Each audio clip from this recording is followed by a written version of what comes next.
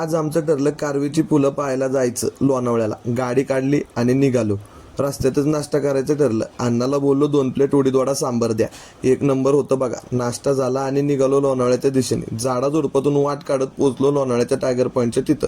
रविवारचा दिवस असल्याने गर्दी तर आपट होती. फुलं पाहिली, 2-4 फोटो काढले. इन्स्टाला ट्रेंडला राहण्यासाठी करावं लागतं बाबा.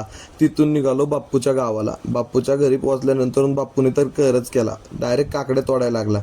आजीने 2 शिव्या दिल्यानंतर कुठं माघारी फिरला. नंतरून लागला कुत्र्या मांजरांसोबत खेळायला. बाप्पूच्या घरी निघालो डायरेक्ट पुण्याला. पुण्याला जाता जाता आपल्या हार्डवेअर शॉपवर विश्रांती घ्यायचं ठरलं. तिथं आवी कसला तरी विचार करत होता. झाली विश्रांती आणि निघालो पुण्याला.